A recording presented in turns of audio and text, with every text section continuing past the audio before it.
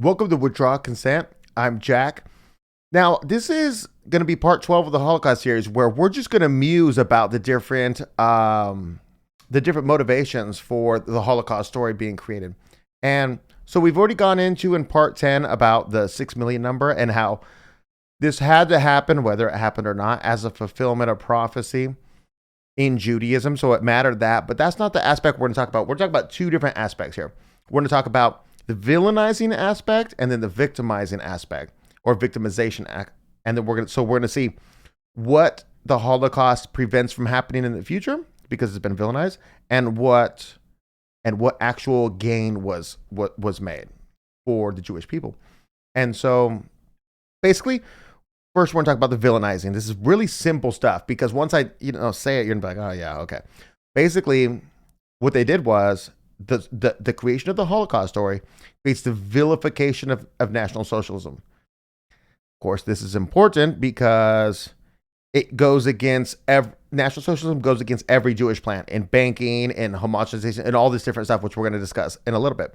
But basically, some key takeaways from, because like if you were to say in a conversation, just, I don't know, on like a regular podcast or something, and you were to say, the Nazis had a good idea about, they'd be like, what? No, stop. I'll shut my ears. I'll turn the podcast off because you can't say. What if they made a better way to educate children, like a quicker way to learn math? Nope, can't look at it because it's Nazi, right? That's nonsense. Anyways, so some key things that you're not allowed to take away from National Socialism is that the way that they got away from the international banks, and they were successful, and they were financially, so they were in the best state of economic success during the Great Depression, because of course we're talking about in the period from 33 to 39, the peaceful years, right? They were doing the best in the entire world, right? So if you ask people, well, how did they do it? Yeah, they'll tell you, no, don't even look at that. It was kind of like a Ponzi scheme, and they were making up their cash and this and that. It just happened that they were phenomenally successful, but it was gonna fall apart the next day if the war didn't start, right? And then this is nonsense, because you look at the way the United States does their money, and you just look at the way that they print their money and they do the treasury notes and stuff. It's just all made up. It's just all fake and made up. They don't even need to collect taxes. They're just doing it, And it just matters. It doesn't matter if it looks good or not. It matters if it works. Is inflation down? And they did this amount of success without even being able to trade for foreign currency, So they were desperate to do deals with people to get foreign currencies because people didn't want their currency because they were being boycotted. Judea declares war and all that stuff. Anyways, but even being boycotted, you can get away from international banking and be successful. So you're not allowed to look at that, right? Because Nazis, right?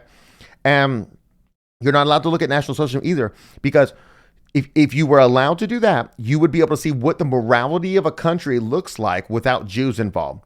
So before, in Weimar Republic, we had the 100,000 prostitutes in Berlin. We had the sex trafficking, the Jewish sex trafficking. We've got the interest. We got all this other stuff. The first trans surgery ever. We've got the transvestite books, and we got all this stuff that they burnt. And it's like, and then fast forward 5 years and just see what it looks like. From say 1930 to 1935. Let's just take a brief snapshot, right? And you're like, oh wow, all those prostitutes are married now. They're having babies, and you know what I mean, and they're wearing conservative dresses and stuff like that. And it's like, you're not supposed to look at that either. And another thing is, you're not allowed to say that you want a homogenized Western country.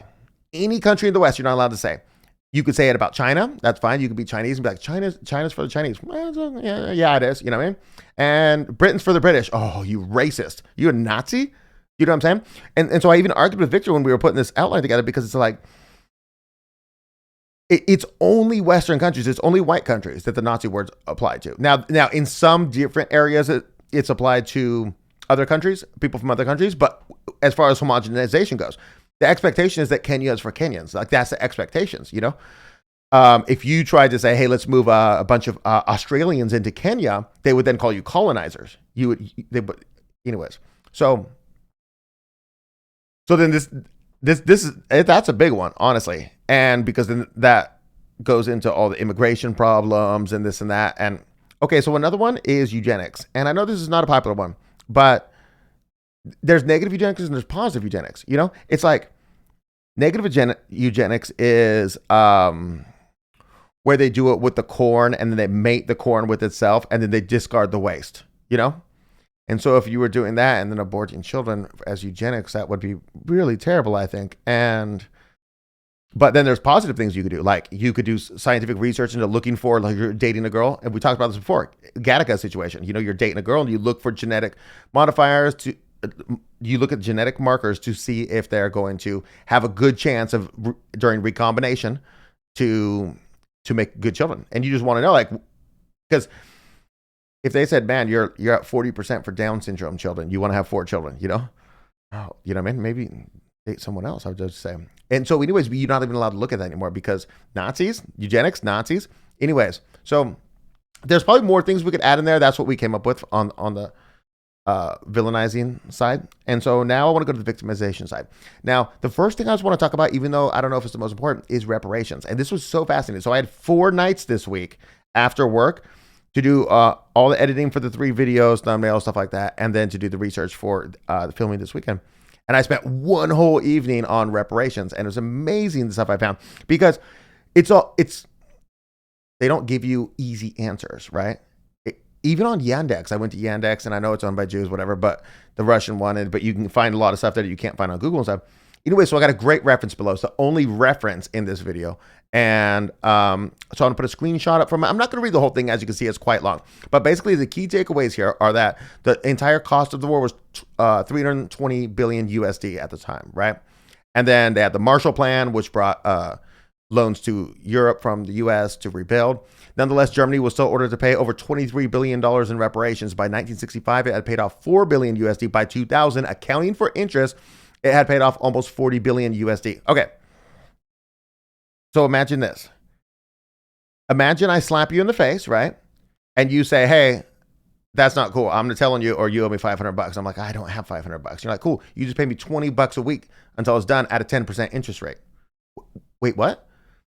I'm not borrowing $500 from somebody and giving you $500 and then I pay them back with interest. I just owe you $500 and I can only pay $20 a week. No, in this situation, they're paying interest. Now, you could say it may be miswritten here, and it may be that the Marshall Plan lent the money, and that so Germany owed it to the United States, and then the United States charged them interest, the bankers in the United States. Totally could be. But anyways, I could also see them just making interest out of nowhere, even though there's no lender. So that's beautiful. And then we get to the part now about Israel and the Jews and stuff. And so this is the bottom paragraph here. I should have separated into 2 different slides, but it says, when the state of Israel was created in 1948, it was now possible for Germany to pay reparations to Jews via an organized political unit. Therefore, in September 1952, West Germany agreed to pay Israel 3 billion Deutschmarks over the next 14 years.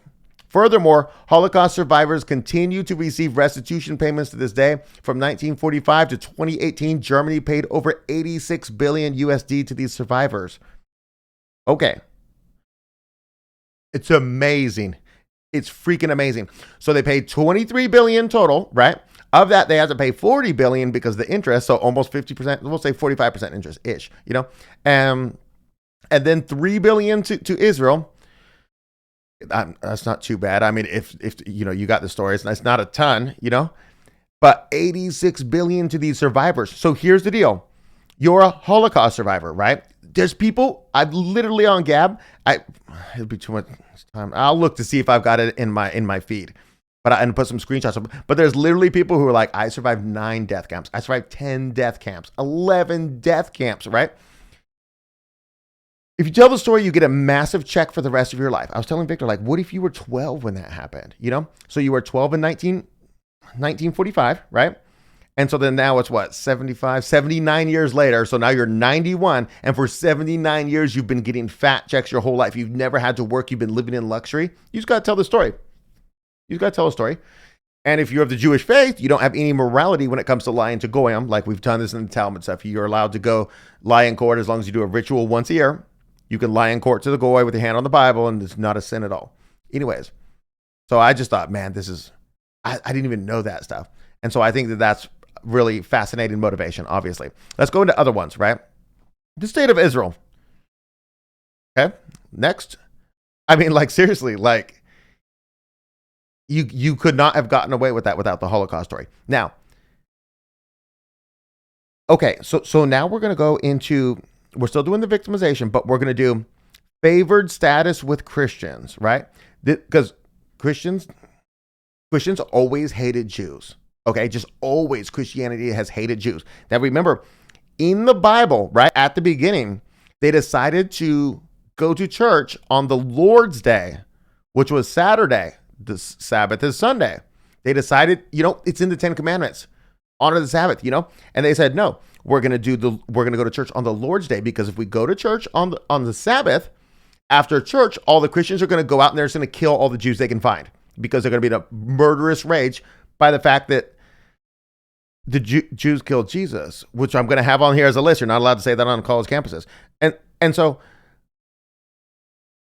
basically the Holocaust is the thing that got Jews back into favored status with Christians. Like, you remember after World War II, there's a boat going up and down the East Coast full of Jews, and we're like, we don't want them. The Christians didn't want them. There was no Catholic priest saying they wanted them. No, we don't. They're Jews. We don't want them. They're terrible. Anyways, now the situation's totally changed, and the situation changed because of the Holocaust. So now they get favored status with Christians. That's important. Now, they also get a protected class status. And let me just name you all the different things. You know all these things. Let me just run them down real fast, right? They're a protected class that can't be criticized, right? You're not allowed to criticize Jews. You're not allowed to, even if they're doing something bad, if he's got his hand in your pocket, right? You can't criticize Israel, even if they're committing a genocide. You can't criticize Zionism, right? Literally in Congress, they're trying to say any criticism of Zionism or Israel is anti-Semitism.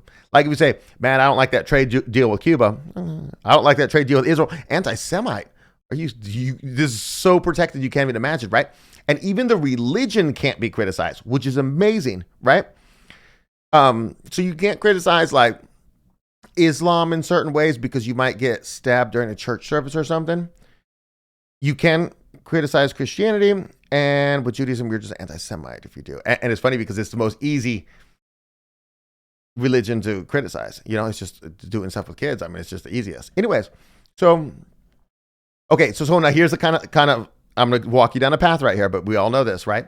It gives Jews in the United States the protected status that lets them use AIPAC to control Congress, that leads to all the vetoes of every resolution against Israel in the UN by the United States in the Security Council, right?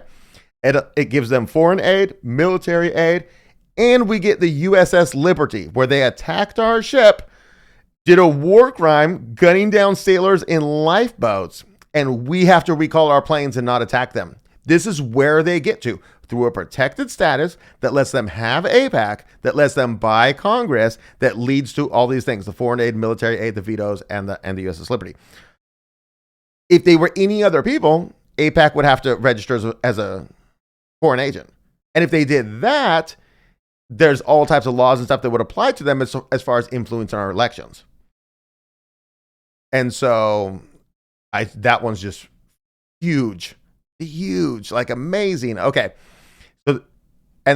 So the Holocaust gives them a protected status, Jews, that lets international banking go uncondemned. Think like the IMF, or not even international, just think like the Fed and stuff. Because, I mean, they're not hiding it. It's a bunch of Jews running the Fed, a bunch of Jews running the IMF and stuff like that. I mean, I could bring up the numbers of how many Fed chairmen and vice chairmen were Jews. It's an obvious thing.